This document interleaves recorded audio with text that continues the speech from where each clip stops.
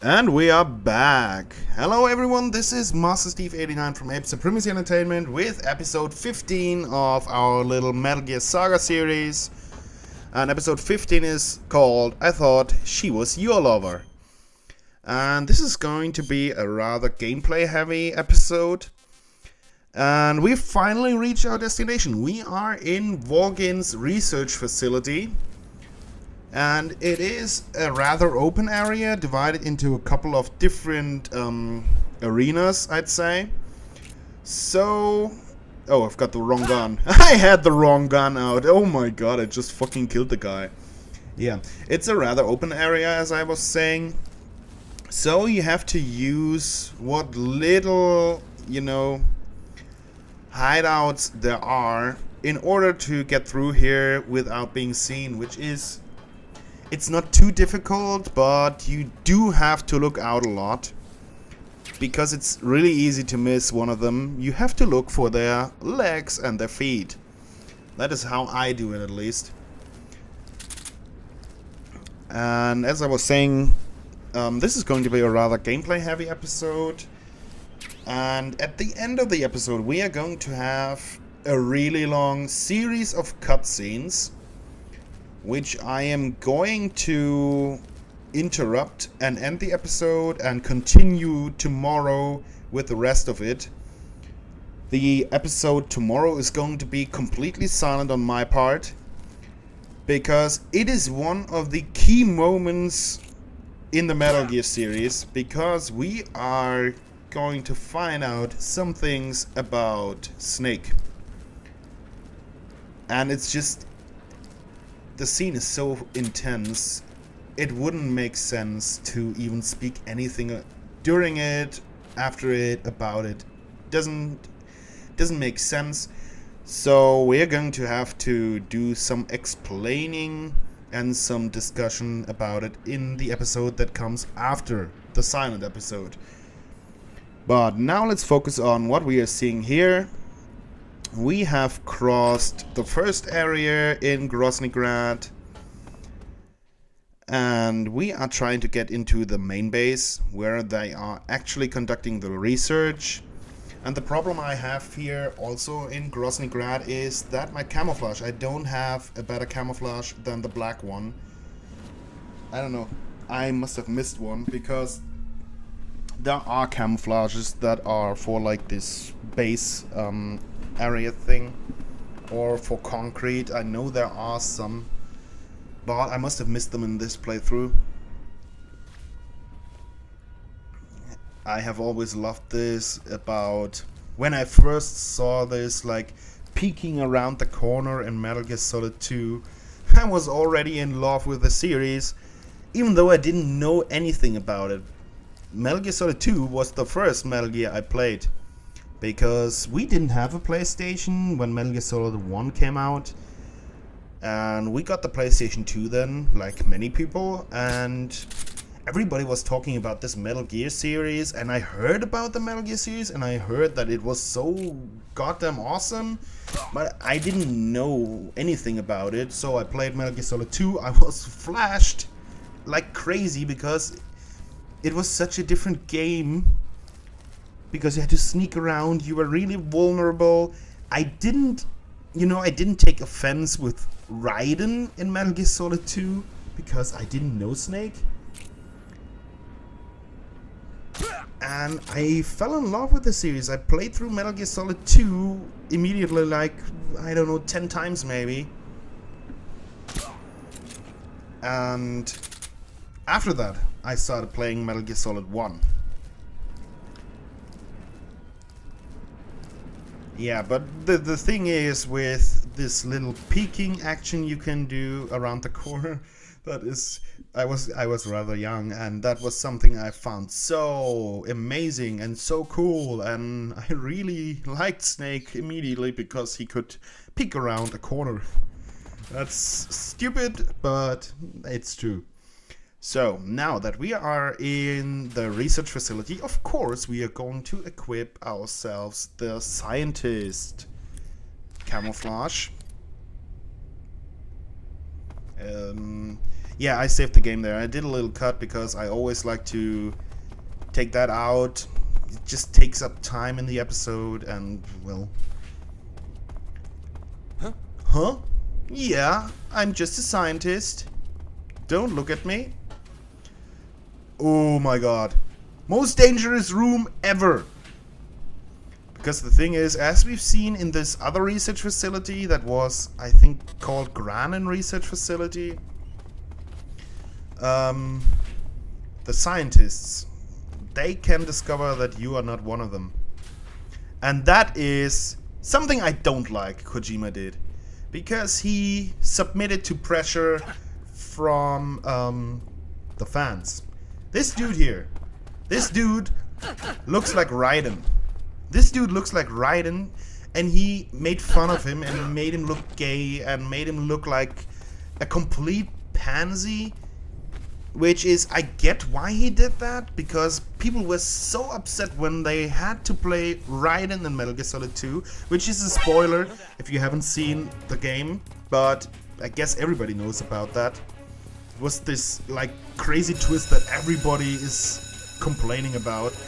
But still, it is not good of Kojima to submit to fan pressure and make one of your characters look like a total jackass, but then end up making him one of the biggest asses ever. That is just not cool. That is just not cool, Kojima.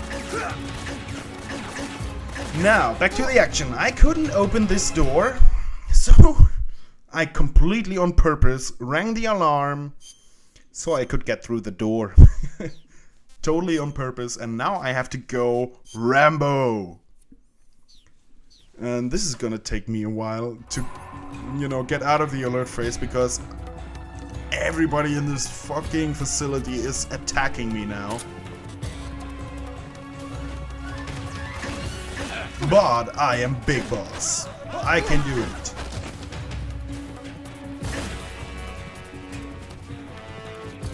Whoa, did you see the slowdown there?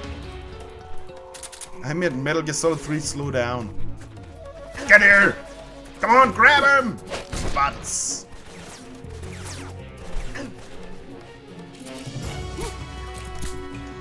You know, that is something that was better in Metal Gear Solid 2. That running and gunning move worked way better in Metal Gear Solid 2. Because it had auto aim. You know, he aimed at the guy you were trying to kill on his own. And now, he's almost awake, so I sent one of these tranquilizer darts up his ass because he likes it. That's the one reason he likes it, and the other reason is so he stays down and I can take him through this door. That is smart thinking, isn't it? And wham! Next one on the ground. CQC Master.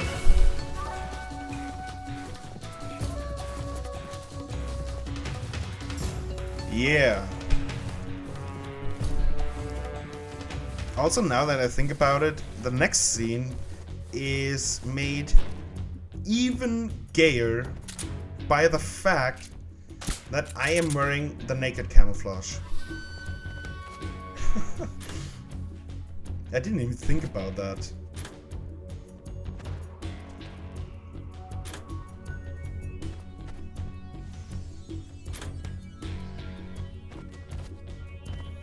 In general, however, you can fight off enemies way better in this game. So now,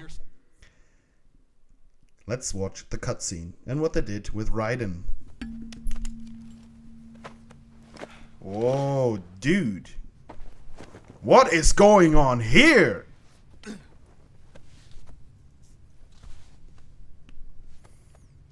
I cut out the 20 minutes in which Snake had some fun with Raiden. Man, that was gay. There's nothing wrong with that, but it's just funny. I don't know. Alright, and now that Rykov is out of the picture, we can go into the Rykov camouflage. which we have for some reason when starting the mission. That is like really weird that you just have it. Why would Snake bring a Raiden mask on his mission? And the problem is now I'm not too, and he even runs like Raiden in Metal Gear Solid 2, which looks so weird. It's just so weird. He looks like a freaking monkey. But now I can explore the entire area because nobody is looking twice at Rykov.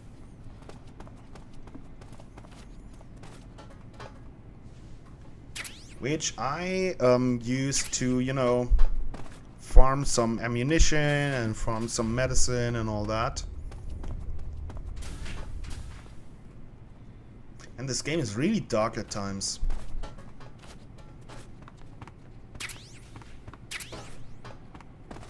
Okay, suture kits.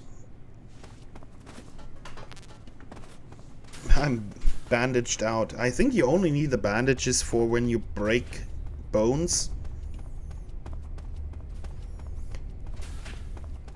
But that also goes to show that I don't get hurt a lot in this game, so I am doing rather well stealth-wise. I know it's not perfect, but it's okay. And that is why I have full bandages and everything. I never get, you know, injuries. Sir. Yeah, look at them go. Look at them go. Sir?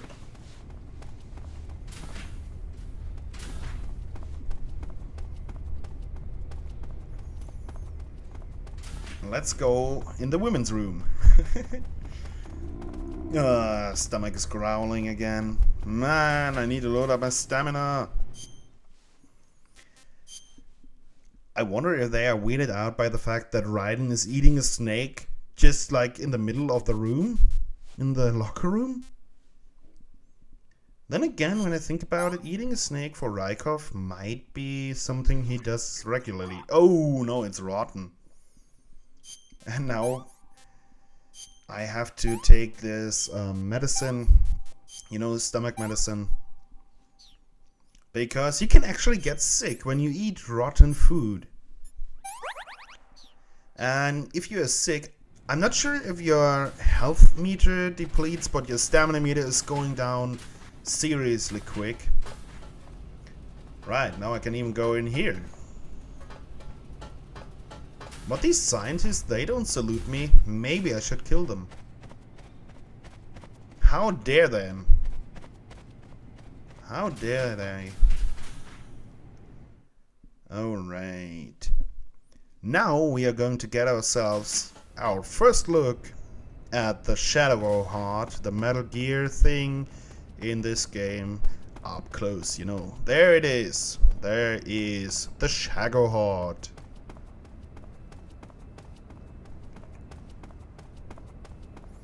That's always something rather exciting when you get to see the Metal Gear for the first time in a Metal Gear game. That is always rather exciting.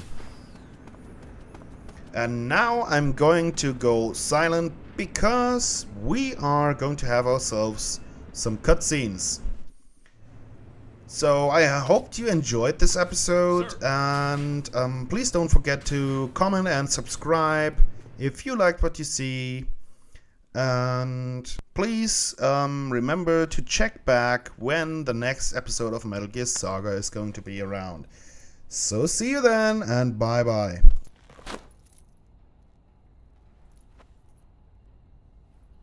Here it is.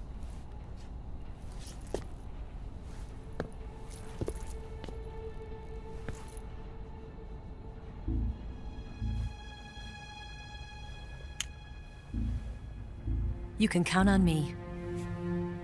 What about the philosopher's legacy? I don't know anything about that. What are you? Are you trying to kill me? What's the matter?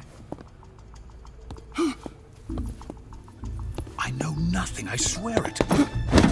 No one but the Colonel knows of the legacy. I see. No, don't!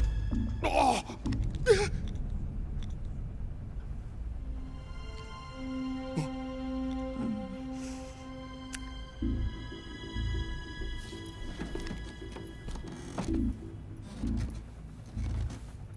Who's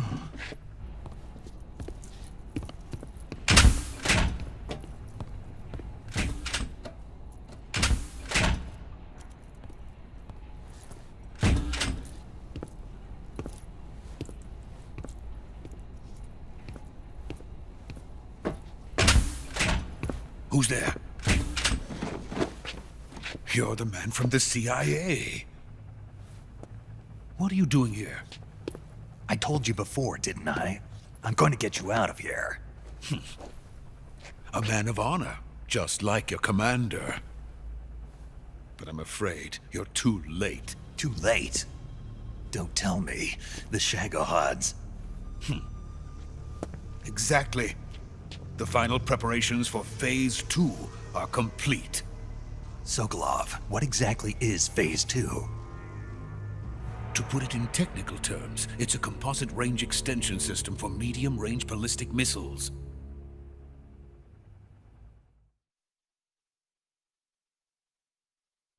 The Shagohod was originally designed as a tank that could launch nuclear missiles from any type of terrain. There was just one problem we couldn't figure out how to solve. The ICBMs we have today are simply too big for the Shagohod to carry. But the military would not hear of it. They demanded a weapon that could launch a nuclear missile directly into the American homeland. That is when I came up with the idea for Phase 2. But there's no way you could load an ICBM onto the Shagohod. So how'd you do it? By accelerating the Shagohod itself. Accelerating it? In Phase 2, a rocket booster unit is attached to the frame of the Shagohod. The unit incorporates the same technology used in the Vostok rocket that sent Major Gagarin into space. Using this booster, the Shagohod can achieve a land speed of over 300 miles per hour. That monster can go more than 300 miles per hour? Yes. And from this state of accelerated motion, it launches a nuclear missile. So, the Shagohod acts like the first stage of a rocket. Yes, precisely. The range of the missile launched by the Shagohod thus increases from 2,500 miles to 6,000 miles. 6,000 miles? That's enough to strike anywhere in the United States. Not only that, with the Shagohod, there's no need to construct giant silos like the ones used to house ICBMs. All you need is a runway about 3 miles in length, or its equivalent. And you can launch a thermonuclear strike against any location in the United States from anywhere in the Soviet Union.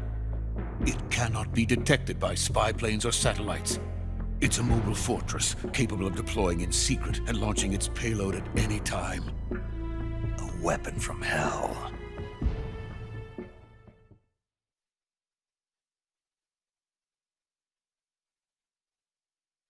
A completed prototype now sits in the hangar. At present, it is the only one of its kind. But Volkin is planning to mass produce them based on that prototype. And deploy them all over the Soviet Union. Yes, and that's not the end of it.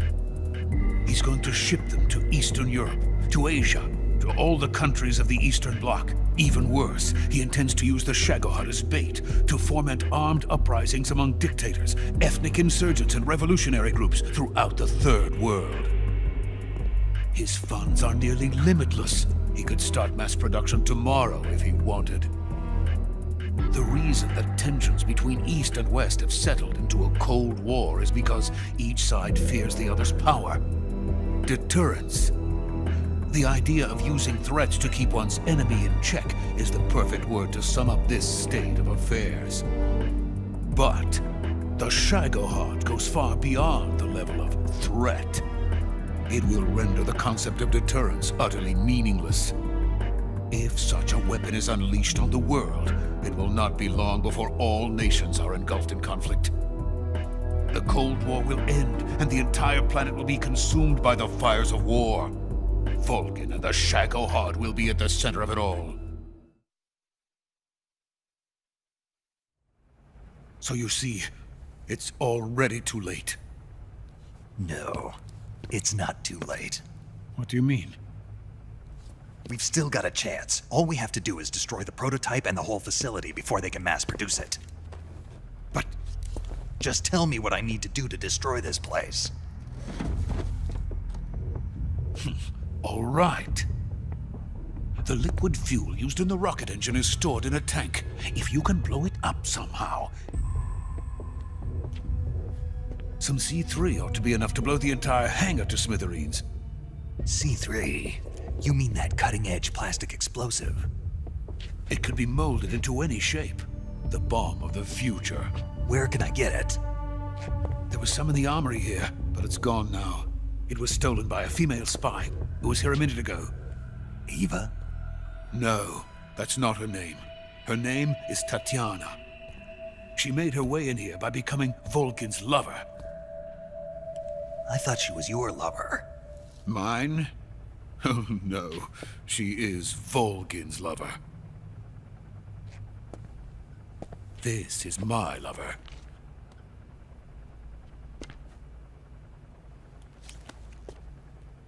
Who are they? My wife and daughter. They're in America. Now I remember. Your family is in the custody of the CIA. How long has Tatiana been here? Only a few weeks. A few days before the Virtuous mission, then. She said that Khrushchev sent her. What did you just give her? All of the experimental data for the Shagohod. Please, it is essential that you destroy the Shagohod. I will, but first I've got to get you to safety. No, I'm not going. My mission is to rescue you. Leave me. Sokolov! Khrushchev has abandoned me. I cannot return to my country. I would most certainly be sent to the gulags. What about the US? Yes, I once thought of that. My family's waiting for me there. But even if I fled to the United States, I would once again find myself creating weapons of mass murder. In the end, it doesn't matter where I go. I am still a weapons scientist. To be honest with you, I'm tired. Every day, I help create things that should never be used, things that should never have existed in the first place. Every day, without sleep, without a word of praise from others. And my creations do not even benefit mankind. They are merely the tools of politicians. All I wanted to do was build space rockets. But it was not to be. The space race between America and Russia became the prey of politicians. The space race and the arms race are one and the same. Missiles, rockets, what's the difference? Scientists are always being used. Please, watch over my family.